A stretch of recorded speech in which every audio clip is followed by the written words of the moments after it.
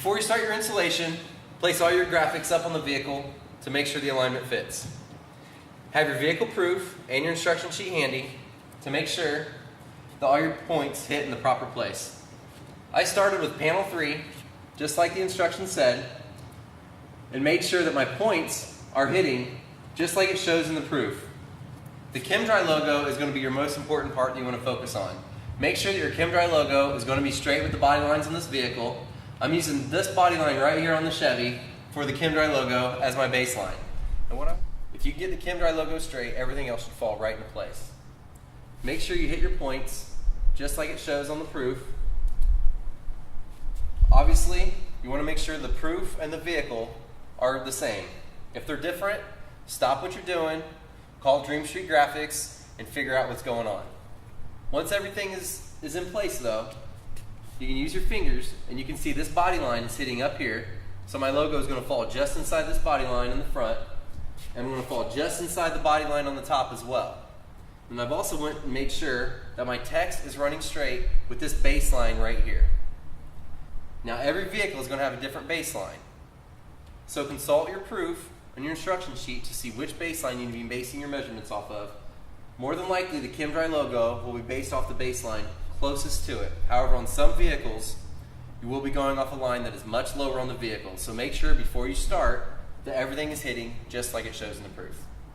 3M recommends use 1/2 inch overlaps, nothing less than that, to prevent any lifting off the vehicle. As you can see, everything should match up very nice on all your prints. If there are issues with your lineup, stop before you install it and call Dream Street Graphics. And what I want to do is take my tape measure and measure up on the 2 flat letters that are the farthest apart. So I'm going to use the R and the H. The farther the distance apart, the better chance you'll have of getting an accurate measurement. So I'm going to measure right here. I'm going to take my tape measure and find a point where I'm nice and stable and measure up. I'm getting 9 5/8 inches right here. I'm going to do the same thing with the H. I'm getting 9 5/8 inches there as well. So this is straight. Now every vehicle is going to have a slightly different measurement. So you want to make sure, just to make sure that you hit your points where it shows in the proof. As you can see, my text clears my wheel well area.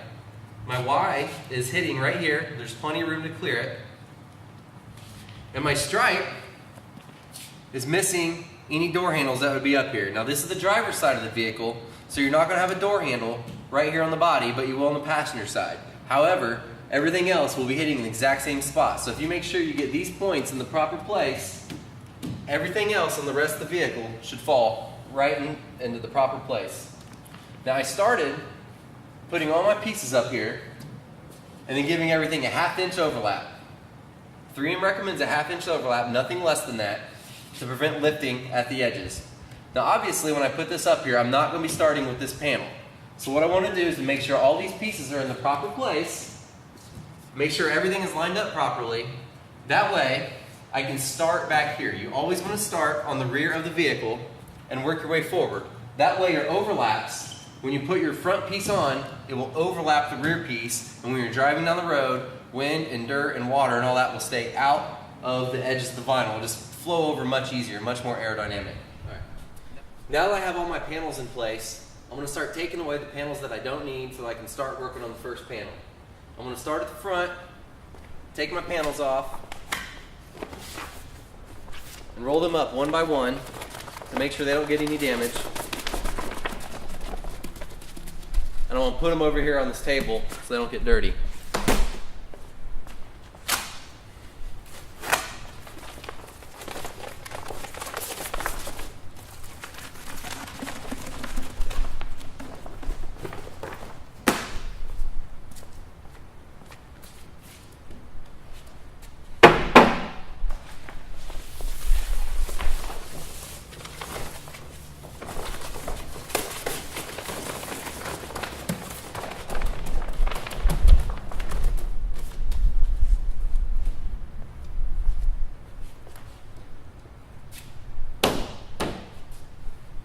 Now I'm back to the second and the first panels.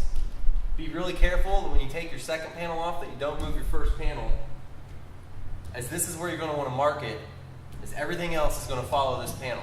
If this panel gets put out of place or gets put on crooked, it will affect the rest of the install.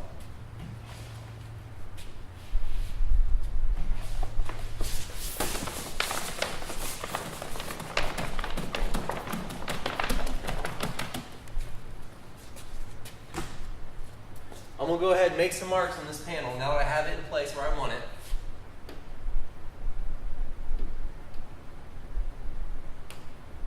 And I'm using magnets here to hold the graphics on. But you may not have access to the magnet, so it's okay to go ahead and use masking tape.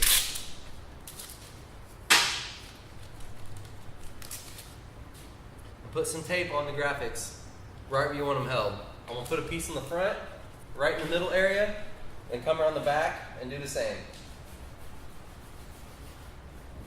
Now you can go ahead and take your tape measure and measure from the door back, just for reference. See if you get the same measurement from the top and the bottom. And I'm getting the exact same measurement from the top and the bottom, which lets me know it's kind of a second check to make sure your panel's straight. Now I know everything is straight, I'm going to start the install.